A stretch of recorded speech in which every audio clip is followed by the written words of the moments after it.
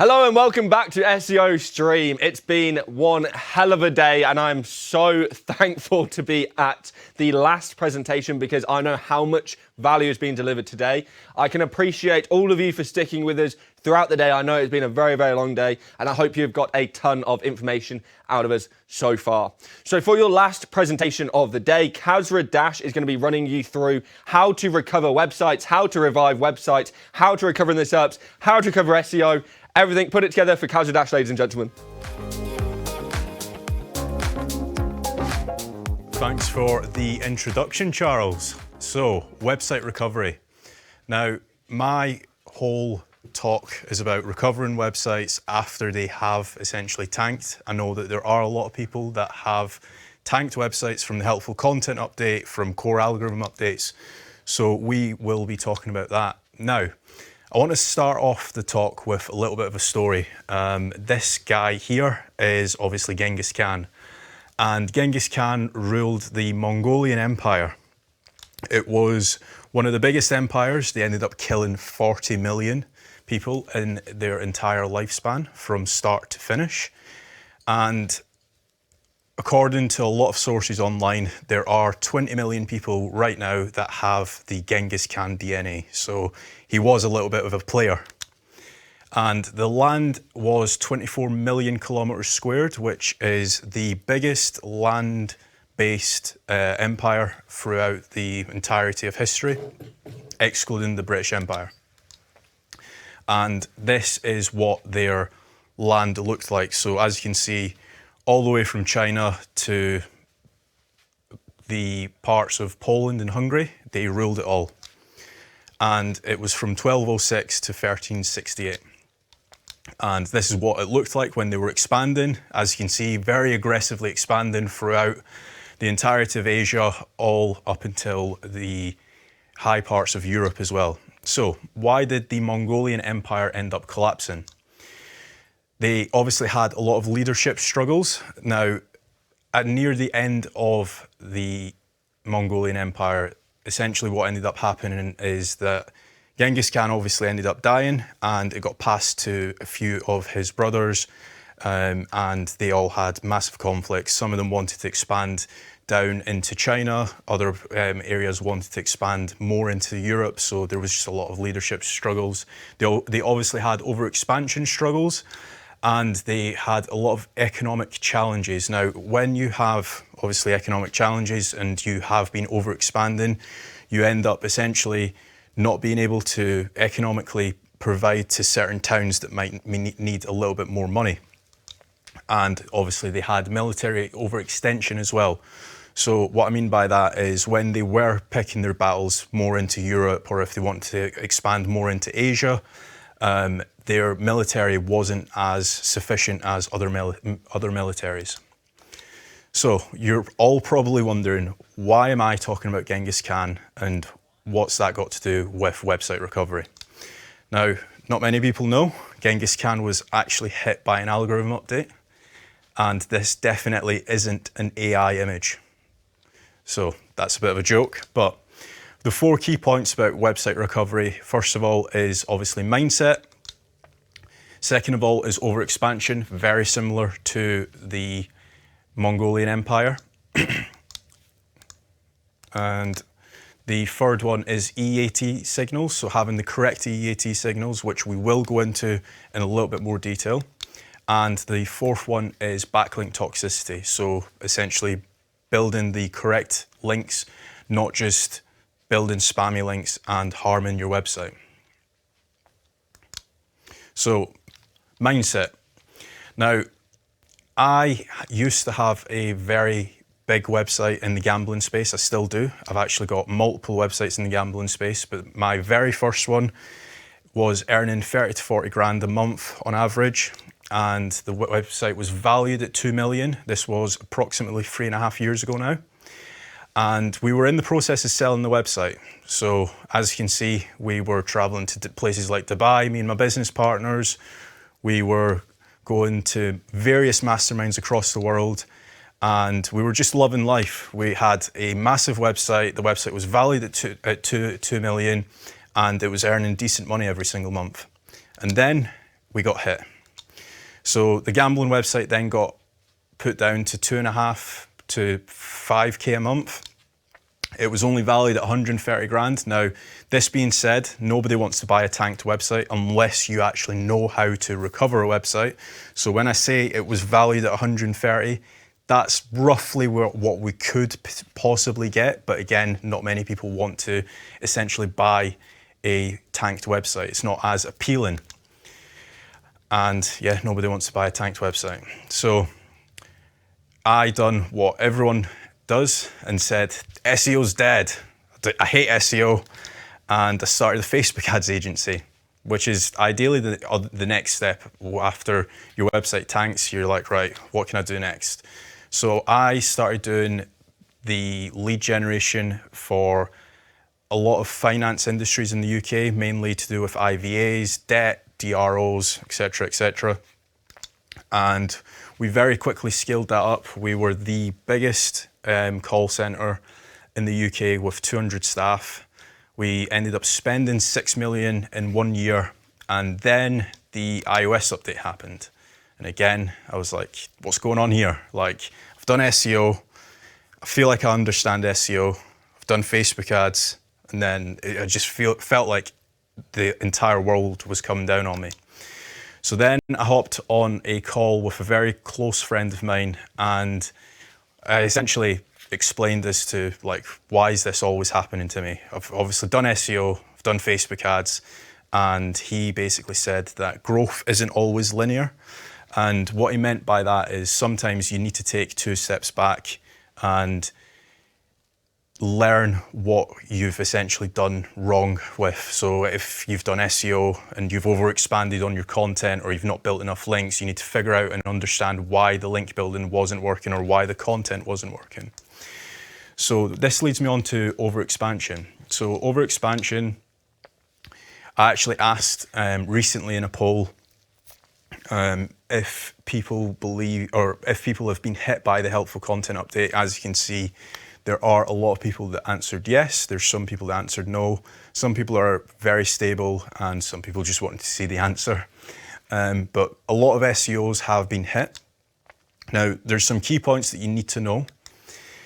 The cost of Google to crawl the website, and the bad pages that can impact your entire domain. So, for example, if your website has 100 pages and 20 pages are bad, it can impact the entire 80. So small parts of your website can essentially impact bigger parts of your website. Even if you have 80 really well qualified, helpful pieces of content, they can get impacted by the 20 bad pieces.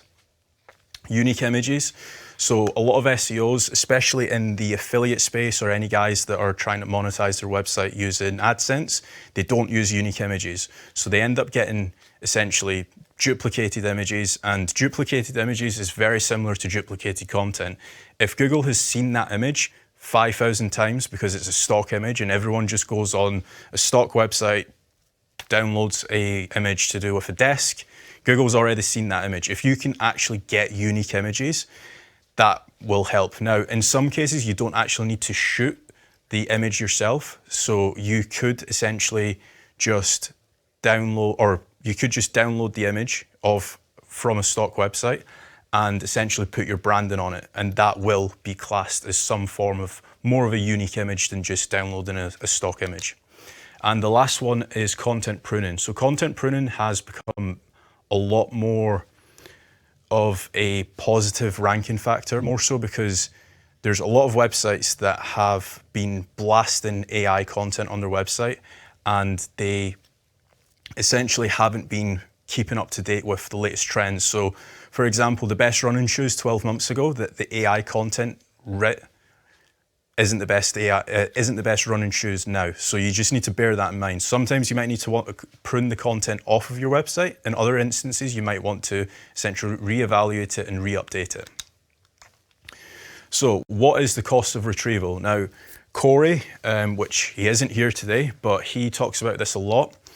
Now, the cost of retrieval is essentially how much it costs Google to crawl your website. So in this example, we have 18 pages and they are all pretty decent. As we can see, they all cost $1 for Google to crawl the website. Now, website two, again, it's $1 to crawl the to crawl every single page. However, we do have 6 pages that are not the best quality. So again, it has cost Google $18 to crawl all of our pages. However, that being said, only 12 pages on website 2 is actually useful. The other 6, they're not the best. And website 3, again, 18 pages. However, we do have 9 pages, so half the website isn't actually useful. So in that instance, if everything was equal, if all the links for website 1, 2, and 3 were equal, if all the content was equal, then website 3 would naturally deserve to rank in position 3. Website 2 would naturally deserve to rank in position 2, mainly because of the cost of retrieval. So you've actually ended up wasting money on websites 2 and 3, even though if you have the exact same links, the exact same content. And that's down to the amount of poor quality pages on the website. So content pruning using Screaming Frog. I'm hoping everybody that's watching this live stream knows what Screaming Frog is. However, if you don't, if you go into configuration at the top, then click on API access, Google Search Console, you plug in your Google Search Console and set it to 12 months. This is super important, especially if any of you guys have some e-commerce websites. Mainly because if you don't set it to 12 months and you set it to, let's say, the last 3 months, you might miss out on some Black Friday pages. You might miss out on some seasonal pages as well. So for example, if it is a winter-only website, if you only set a 3-month period, you might miss out on, for example, summer, or you might miss out on winter. And basically what you will end up seeing is you will see your clicks, your impressions, your CTR, and also the position for the page. Now, anything that has a low amount of impressions and clicks, they're essentially pages that you will need to do something about, whether that is pruning it off your website, so getting rid of it, 301 in it, 410 in it, you might need to do that. Or in some cases, you might just need to build more internal links, freshen up the content, add unique images, maybe even add a video. An added bonus that you can also do is if you use Google Analytics data, you can also see the amount of page views. So the reason why I'm saying that you should also be looking at page views is in some cases, let's say you have a page on your website and the page only gets internal link traffic. So if you are only looking at clicks and impressions, you might end up deleting a page that is actually providing value to the users on your website. Now, in this example, I want everybody to stop thinking like an SEO, because a lot of people will only take a look at Google traffic. We also want to be looking at internal link traffic. We also want to be looking at social media traffic. So if you have certain pages on your website that is only getting traffic from, for example, Facebook or Twitter, then in that case, you're probably going to want to keep that page. There's a lot of websites out there that only get traffic from Pinterest, or they get a majority of their traffic from Pinterest. Now, if you were to only be looking at Google Search Console data, you might think that I'm going to delete this house renovation blog that gets no traffic. However, that page might be pulling in 20,000 hits from Pinterest, and you've just deleted a very important page on your website. The next one is an email list. So a lot of the guys in the industry, especially in SEO, have an email list that they will blast out certain pages or certain offers to. And some of these pages might get 60,000, 10,000 hits just from a very quick email blast. Again, certain pages like that, we wouldn't want to prune off of our website. Same goes with referral traffic. So if any of you guys are into your link building or into your PR, you might be getting traffic from your guest posts or from your niche edits or from PR. Again, in some cases, if you are only looking at search or Google Search Console traffic, you will want to be looking at your referral traffic in Google Analytics as well. Same goes with other search engines. Now, we have a lot of websites, and some of our websites are to do with school renovations, like doing renovations in schools, playgrounds, etc. And the default browser in the UK in schools is Bing. Now, if we were to only be looking at Google traffic, we would say, right, okay, we need to delete 300 pages here. But if you were to actually load your website up into Bing Webmasters tool, you might see that you're actually getting 60% of your traffic from Bing. So that's another thing that you should also take into consideration. I highly recommend anyone to go and set up Bing Webmasters tool. And the last one is paid ads. So again, there's a lot of web pages that get a lot of paid ads traffic, and in those instances, you won't want to delete those pages. Now, if we were to look at basic internal linking silos, so this is the PageRank simulator, and the reason why I have pulled this up is because in some cases people say, oh, well, does content pruning actually work? So if we were to take a look at this, we have page 1, which is our money page, and page 2 to 5, let's say they're supporting articles, which is a very similar style silo structure that a lot of people in affiliate use, and same with like some guys in local as well. So if we look, our page rank is 0.82, and the page rank is 0.18. And that is essentially all of the supporting articles. And if we were to remove 2 supporting articles from our pages, we would go to a silo structure that looks like this. And the page 1 money page, and we have pages 3 and 4, which are supporting articles. Now, the money page goes up to 0.292 page rank. And if we were to look at it, what it was before, it was actually 0.282. Now, as we can see here, we have obviously increased our page rank, and that's down to the fact that we have less internal links and we have more internal link power going through to our money page. Same goes with our money page as well. So it's went up to 0.416, and before it was 0.18. So again, the page rank has increased across the board. So just bear that in mind when you are obviously removing articles, that you will be increasing your page rank. So topical authority versus topical coverage. Again, this is another thing that a lot of people are speaking about at the minute. And the main reason why I want to talk about this is because we essentially have been plastering AI content with tools, and we have mainly been going after topical coverage. However, the best way that I can describe this is if you have one page on your website talking about the Bible, for example, and you have 99 pages talking about porn, and the one page that is talking about the Bible gets the most amount of traffic, or it gets all of your traffic, Google deems your website as a Bible-based website. This is an example that Corey's given, and we have tested this before on various websites, and it does seem that it is true. So for example, if you have 999 pages and they aren't getting any traffic, just bear in mind that if it's not getting any traffic, it's not getting any clicks, Google sees it as a waste of time and money when it comes to crawling your website. So topical dilution.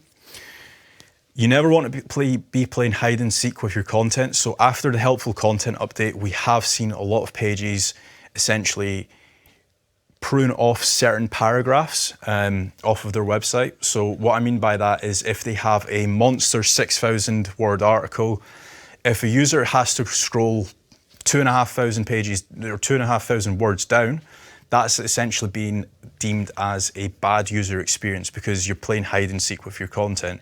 In some cases, what you might want to do is actually break off certain subheadings and create them on their own page. Understanding the intent is very important, and I'll show you the reason why in just a second. Answering concise queries. So again, if you have a 6,000 word article that can be concise, that can be essentially condensed down into 2,500 words, and it's saying the exact same thing, I highly recommend doing that. That's one thing that we have seen work very well, especially in the affiliate space. And as we can see here, we have got a website that is getting a featured snippet. I'm just going to have to zoom in a little bit just so I can see. So it's how to stop a radiator or how to stop a leaking radiator. Now, the website that is currently ranking for that is onlyradiators.co.uk. And if we go into the next section, you can see how to stop a radiator. If you search that with minus, then the first domain, so onlyradiators.co.uk, you will see that the second website is homebuilding.co.uk. Now, essentially what I've just shown you is the featured snippet queue. So if I go back one slide, as you can see, this website was onlyradiators.co.uk that was ranking for the keyword. Now, if we go back to the second example, all I've done is search the exact same keyword with minus onlyradiators.co.uk, and you can see the second website in the featured snippet queue. So very quickly, you can see what the actual intent is and what Google essentially wants to see. If it's a numbered list or if it's a HTML table, you can see that. Now, same goes with this. You can keep doing the featured snippet queue and seeing what Google essentially prefers for the intent. So bestheating.com is third in the queue, and the reason why they're third in the queue is because of how they've answered the snippet. So if we were to go back 2 slides, you can see that this was a numbered list, and so was position 1. Now, these guys have a paragraph, bestheating.com, and the reason why they probably aren't getting the featured snippet is because they don't have a numbered list on the page. So when you're understanding the intent and when you're trying to get featured snippets, try this and you will probably see the various different results, whether it's a HTML table, whether it is a featured snippet with a numbered list or a bullet point list. And essentially what you want to do is match what is already ranking there. The third section that I'll be talking about is EEAT signals. Now, again, I asked a crowd what they thought about EEAT, and I'm glad that everyone came back to saying that it's backlinks and expertise. There are a few people that obviously had some wild answers. I believe burgers is listed on it. Unfortunately, when we're talking about EEAT, it's not food-based. I wish it was, but it's actually not. So offer transparency. So how clear is your identity on the website? Is it hidden, or can people very quickly figure out who's actually written the article? We also have expertise highlights. So essentially, if your offer has been to university or if they have essentially got some form of award, is that actually mentioned not just on your website, but on other websites? Because that's the key part when it comes to EAT. We've just said that backlinks is the most important part. Is it just mentioned on your website or is it mentioned on various websites? Same with a credibility boost.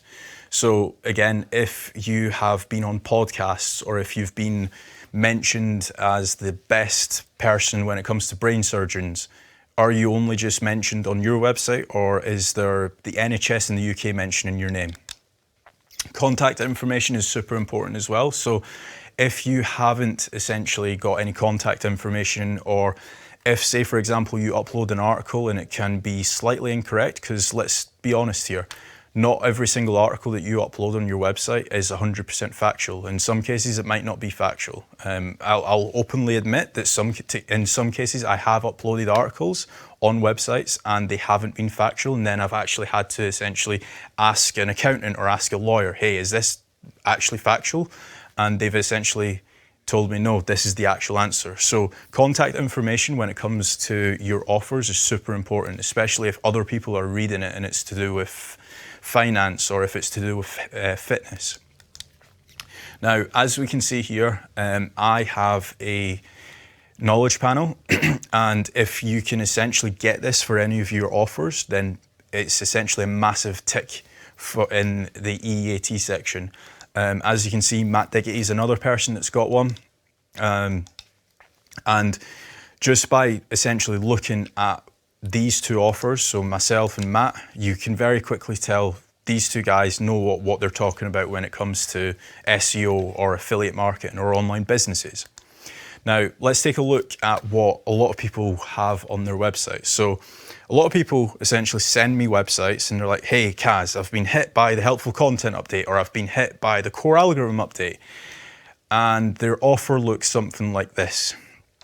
Essentially, it's a guy called John Pickles. He's a fitness expert. He loves long hikes. And this is his user bio. Hi, my name is John. I've been training for the past 14 years. I do ultra marathons. I don't know why, but it's clear as day to me that this is just a made up persona. The guy's just off of this person, doesn't exist. And if you were to search John Pickles fitness expert, there's literally no recollection of him at all. And a lot of SEOs still go down this route when they're building out their affiliate websites. They'll plaster their website with someone like this and they're like, yes, I've filled out EAT, I'm done. And it's not actually the case. Now, if we were to compare John Pickles to David Goggins, I'm hoping everyone that's watching this stream would say, yeah, I trust David Goggins, I don't trust John Pickles. That's what I'm hoping for anyway. But then, yeah, in some cases, people might not, but I'm hoping that this question, who do we trust more? I'm hoping everyone in the chat is saying, yeah, we trust David Goggins more. That's what I'm hoping for anyway. So ways to improve EAT. Now, the reason why John Pickles doesn't work, and that's not to say that it will never work, because there are certain people that I know that are still got a very good, thriving affiliate website with personas like John Pickles. But if you were to search John Pickles, more than likely, he's only got one photo, and there's no videos, there's literally no recollection of him at all. However, if you were to search David Goggins, for example, you will see that he is on podcasts, he has got photos, there's interviews with him, there's various websites talking about him. So very quickly you can understand that David Goggins is essentially a fitness expert, even though he might not want to be, but he is. So if he was to essentially run a affiliate website tomorrow about fitness, he has got a massive EAT ticked off. Clear contact information for the offers. So if I wanted to essentially email John Pickles, will I be able to find his contact information? If I can't, if he doesn't have an email, if there's no recollection, if he doesn't have a company registered in the UK or the US, you'll very quickly essentially see that he's a made up guy. Linked and unlinked mentions for offers. Now this is super important. And the reason why that is John Pickles, the made up guy, there's no other websites mentioning him. David Goggins, there is. Now, if we were to essentially build up John Pickles to say that he is a fitness expert, which don't get me wrong, it can definitely be done. We would essentially want linked and also unlinked mentions. We essentially want to get a load of links mentioning how he has ran a load of ultra marathons, how he is one of the fittest guys in, for example, Florida or wherever he's located. He's won loads of awards for running and various other activities as well. So make sure that you're essentially mentioning your offers, not just essentially link building and just mentioning best running shoes or whatever you're trying to rank for. Your offers also need some love and care when it comes to links. Podcasts, again, it's super important. The reason why that is because it's very difficult to essentially fake a podcast. I know it can definitely be done with this rise of AI, but if you can essentially get a John Pickles podcast or a John Pickles video and essentially say, hey, this guy is a real person, it can definitely help. Now, again, going back to the David Goggins example, if you were to go onto YouTube and search David Goggins, you will see a lot of different podcasts that he's been on. He's been on TV, so you can very quickly tell David Goggins is a real person and John Pickles isn't. However, that's not to say that you can't essentially formulate John Pickles to be a real person or a real persona. So it can definitely be done. Last one is obviously videos. So if there's certain training videos, if you're doing a fitness website and you say, right, I'm going to do a Monday to Friday fitness program and every day I'm going to upload. Again, AI can't do that. And essentially what Google is trying to figure out is if the offer on your website is a real person. So if you can start doing that, either with AI or without, then happy days. Personal website as well, which is super important. A lot of affiliate websites have fitness247.com. However, their personal website for their offers, there's just non-existent. A lot of real offers, for example, I'm certain David Goggins has his own website, John Pickles doesn't. It's just another tick box in the EAT. YouTube videos is the last one, and obviously we've mentioned YouTube videos. And the last one is links. So again, going back to the backlinks analogy, if you can get more links mentioning your offers, happy days. And one last example on the links as well is if you were to take a look at Elon Musk, for example, very quickly you can tell that he is an expert in electric cars because he's not just mentioned on the Tesla website, he's mentioned on various other websites. So links, links, links, and not burgers. So I've been asked this a lot, and the main question when it comes to EAT is, Kasra, does Google even look at this? Like, why are you telling me about this? And as we can see here, we have got a manual action. This is very recent in the finance industry. And as we can see here, this is a transparency. So the offer wasn't actually transparent on the website. You can also see in the description that it affects all of the pages, and essentially they've manually reviewed the website and they've essentially spotted that there's no transparency in the offers. They don't know who's written the article. So from a safety point of view, Google has taken manual action on that website. So for any doubters that are saying EAT isn't real, this is an example. So toxic links. This was a poll that I recently done as well. And essentially I asked everyone, do you believe in disavows? And 89% or 89 people out of 173 people said that they don't believe it, or they do believe in disavows. 58 people said that they don't. So I'd probably say that's probably like what, a 30-40% split. Reasons why people don't believe in disavows. Now, a lot of people that I speak to, they have used two tools, commonly speaking, and they are usually Ahrefs and SEMrush. And the reason why these two tools aren't built for disavows is because they aren't taking into consideration the link graph. So for example, for anybody that doesn't know what the link graph is, the link graph is essentially a seed set of websites. Let's say there's 12 websites like Wikipedia, YouTube, Twitter, etc. And Google essentially starts its crawl from there, and then it crawls back, it crawls down. And the lower you are in the link graph, the less powerful you are, and also the less trusted you are. SEMrush and Ahrefs don't actually do that, and equally so, they don't need to, because they weren't built for disavows. SEMrush obviously has the spam score, but that's massively flawed, because if you have a link in your footer or in your sidebar, and that link is linking to your website, it's deemed as a spammy link in SEMrush's eyes, which isn't necessarily true.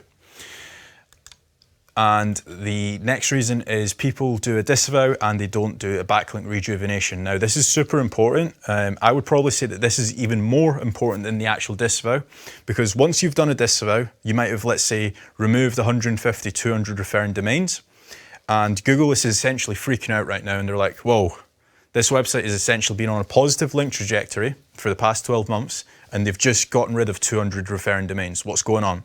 You essentially need to replenish those links. So if you've done 150 domains in your disavow, you essentially need to build trusted and powerful links after. We will go into a deep dive into backlink rejuvenations later on, but make sure that you are doing a backlink rejuvenation. And the next reason is they expect results yesterday. So if it's took 12 months for your website to essentially get to where it was, and then you've seen a massive dip and you do a disavow, don't expect the disavow to return your results in 24/7 in 24 hours, because that's not the case. So the next thing is Google ignores bad links. So this is the biggest question that I get when it comes to disavows, and it's not actually true. Google ignores anything in the red. Anything in the red is essentially really bad citation. So if you were to load up Fiverr, for example, you'll see a lot of gigs that Google will ignore. Forum links, Google has gotten smarter over the years, and they do ignore forum links. Mass Web 2s, so if anybody's been in the SEO game for 6-7 years, will remember that back in the day, you used to be able to do a load of Mass Web 2s, and within 24-48 hours, you would essentially rank, and it's not the case anymore. Google ignores those links. GSA as well. GSA, people used to use it for essentially link building. It's an automated link building technique. and within, let's say, 4 hours, you were able to build 2.5 million links. And then after that, Google essentially got a little bit smarter and people started using it for essentially negative SEO. Now, Google has gotten smarter over the years when it comes to GSA, and they do ignore GSA links as well. So anything in the red, Google ignores. Anything in the orange is actually probably more harmful for your website, and those are the links that you should essentially be looking out for. Anything in the orange is essentially guest post farms, toxic links. Essentially, when I say toxic links, what I mean is, let's say you went and got a guest post off a website. What you should also be worried about is the links that's pointing to that guest post. So if that guest post website has links that are toxic, that are spammy, that can pass through to your website and it can mess up your toxicity thresholds. Any gigs like these, you probably want to avoid. I know that there's a lot of people in the link building industry, link building agency owners say this to me all the time. They say, hey, Kaz, I've recently done a call and this client said, hey, why should I even buy links from you guys when I can go on Fiverr and get one of these gigs for $15, $20 and they generate me 300 links? Well, these 300, these 10,000 links packs, the DA90s, the DR90s, whatever they're trying to sell you on Fiverr, 9 times out of 10, they are zero valued and Google does ignore them. And in some cases, they actually cause more harm than good. So just bear that in mind if you are using websites like Fiverr. So what people think is a good link. Now, a lot of people look at traffic. Traffic can be manipulated very easily. There are a lot of Fiverr gigs that you can pay $20, $30 and they will literally get a website from 0 traffic value to 4,500 traffic value within a matter of weeks. Same with relevance. There isn't a patent out there that says if you have a CBD website, the links pointing through to your CBD website need to be CBD related. There's no patent out there. So when I speak about relevance, again, it's just a made up SEO myth. And also in some cases, if you are only buying relevant links, that can also be deemed as a footprint as well. So where do you actually end up crossing the line when it comes to PBNs or when it comes to link building or when it comes to relevance? All the SEOs that I speak to, or all the high level SEOs, all they care about is the positive link trajectory and the power of the links and also the trust of the links. They very rarely look at relevance. Not linking to casino and CBD. This is one thing that I get asked a lot. People come up to me and they say, hey, Kaz, is this link xyz.com good? Because I'm worried that it's not good because it's linking to casino or CBD. Now, the answer is it depends, and I'll deep dive into it. First of all, the reason why it depends is, again, there's no patent out there to say if a website is linking out to casino and CBD, it's not going to have a positive impact on your website. That being said, what you do need to be worried about is if they are linking out to casino and CBD, what tier 2 links are being built to the guest posts? Are the guest post websites getting spammed and hounded by GSA and hacked links? If they are, those websites you probably do want to avoid. But just because a guest post website is linking out to casino and CBD, that doesn't mean that it's going to have a negative trajectory or a negative impact on your website. So just bear that in mind when it comes to link building. PBNs. Now, I personally don't use PBNs, and I'll go into the reason why in just a second. But a lot of people are scared to build PBNs. PBNs they can be very powerful. They can provide a lot of strength and power through to your website, and they can have a very good positive impact on your website. That being said, if you are buying PBNs from a public provider, just bear in mind that that public provider might sell that same PBN to 10 or 15 different people. So just bear that in mind. And the second reason, and this is the main reason why I personally don't build PBNs to any of my assets, is because if you're looking to sell a website, the new website owner won't want to essentially buy an affiliate website from you and also buy 50 or 100 or 250 PBNs, because that also comes with hosting costs, renewal costs, and all other stress. So a lot of website owners would probably avoid PBNs, but that's not to say that they don't have a positive impact on your website. So just bear that in mind. So these are 3 different websites: Mind My Business NYC, myfrugalbusiness.com, and kellysthoughtsonthings.com. Now, mindmybusiness.com has been in our previous 18 disavows. It has a toxicity score of 4,500. The reason why the toxicity for that website is so high is because it has low quality tier 2 links. Now, that means the links that are pointing to that website, even though that the website is on a positive trajectory, it has a high toxicity threshold. It's also very low in the link graph. You'll see a very common factor in all of these websites, and this website has essentially tanked 12 previous websites that have linked out from it. So just bear that in mind when you are doing any guest posting. Past 24 disavows, My Frugal Business. So when we have essentially done disavows in the past, My Frugal Business has popped up 24 times in our disavows. Then the toxicity score is 3,000. And the reason why this website has a high toxicity threshold is because of link decay and link rot. Now, what I mean by that is they aren't acquiring new links every single month, and they also have been losing a lot of links. So that's essentially caused a toxic score of 3,000. Again, they are low in the link graph, and this website has been in our 6 previous disavows. Or sorry, that website has essentially tanked 6 websites. kellysthoughtsonthings.com. Now, this has been in our previous 31 disavows. It has a toxicity score of 6,000. And the reason why this website is toxic is because the outbound link to inbound link ratio is just off. So it's caused a high toxicity score. And again, it is low in the link graph. And this has been 80 websites have essentially tanked from getting a link from this website. Now, if we were to look at every single website one by one, you will see that they all have high DR. In some cases, they are pointing out to websites that are relevant, and they also have high traffic, and it's got a lot of the websites have essentially shot up in the amount of keywords that they're ranking for. So a lot of SEOs would acquire these links, and a lot of these links are in link builders lists.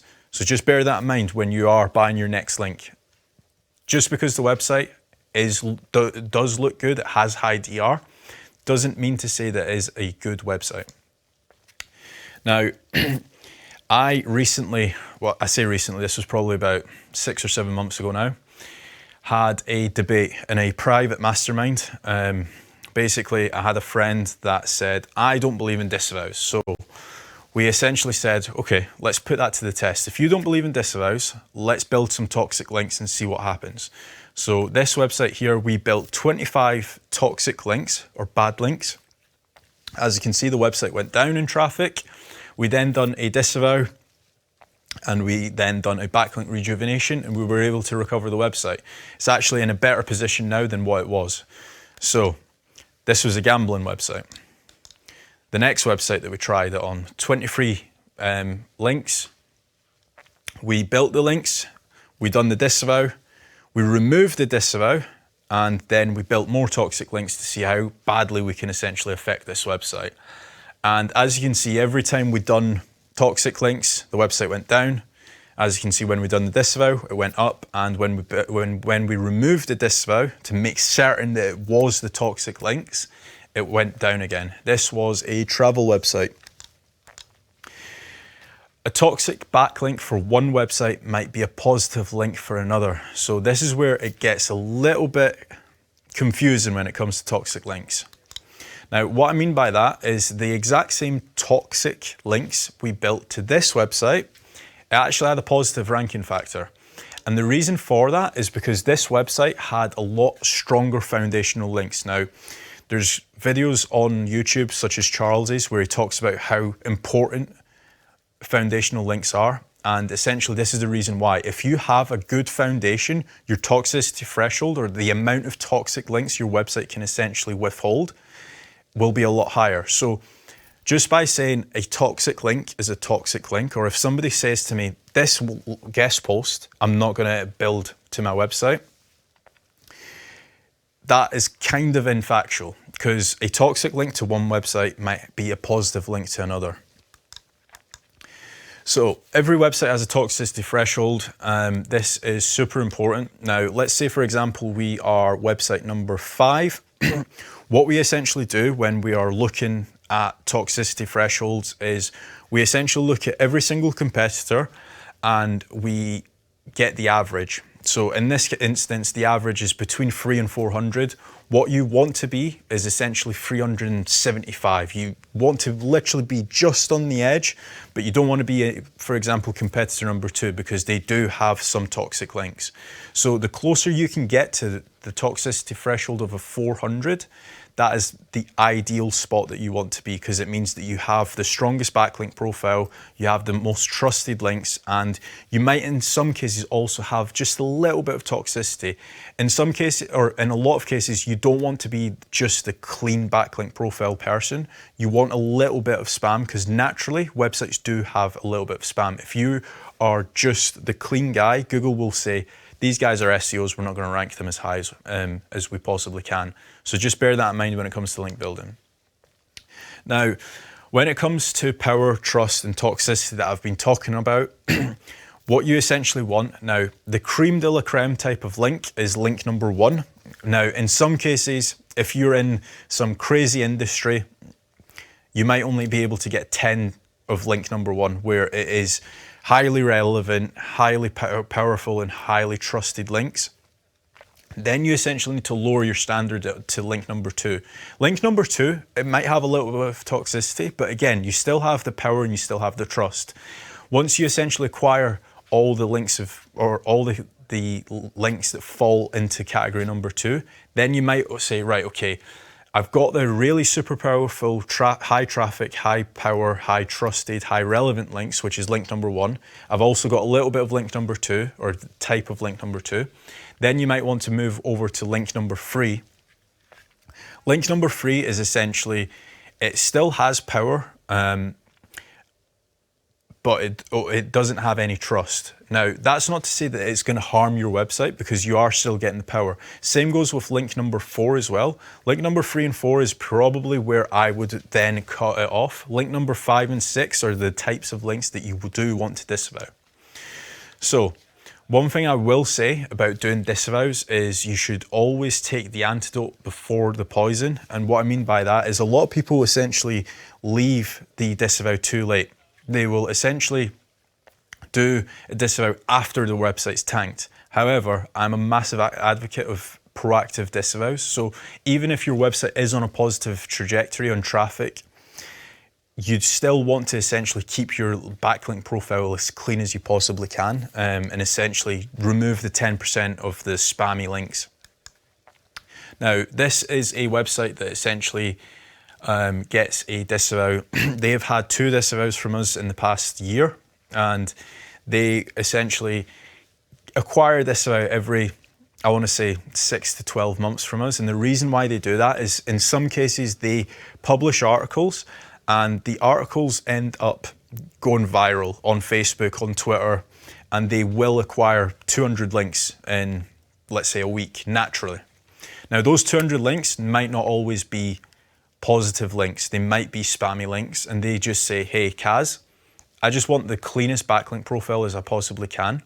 Just get rid of the toxic links every 6 to 12 months. So that's number 1 example. Now, backlink rejuvenation. The reason why I talk about backlink rejuvenations is we essentially want to do a 2-pass disavow. So before the disavow, we will essentially look at your website and we'll say, hey, your website has a toxicity threshold of 3,500. We will do a disavow and we might get it down to 1,200. Now, if you don't opt for the backlink rejuvenation, what we might need to do is do a second disavow and essentially get your toxicity threshold to 970. So it all depends on your budget, but it very much want to essentially build the foundational links, which means that we can essentially get a higher toxicity threshold. Now, when we are doing the backlink rejuvenations, back to what I was saying before, You might have just disavowed, let's say, 150, 200 referring domains, and we essentially want to rebuild that positive link trajectory, because otherwise Google's going to start freaking out. Now, the best way that you can essentially do your own backlink rejuvenation is by building branded links to your homepage, doing a positive link velocity. So say, for example, you might have disavowed 20 links to one page, and that page now has a negative subset of 20 links. You essentially want to at least build 4 or 5 links to that one page. Because otherwise, if Google comes back to that website or back to that page and sees that it's missing 20 links, it's going to essentially even devalue that page even more. So you might have already been in position 8, you might now be in position 15. And high power and high trusted links. So again, going back to what I was saying before, power and trust is the main factors that you want to be looking at, especially after doing a disavow. So if, say for example, you do a LRT evaluation of all of your links or all of your competitors, let's say there's 3 of them, and they have a power of, let's say, 3 and a trust of 2, you essentially want to match that as much as you can. And the best way that you can do that is by doing the branded links to the homepage or links to your offer pages and building up the trust and the power that way. So my name has been Kasra Dash, and that has been my talk about website recoveries.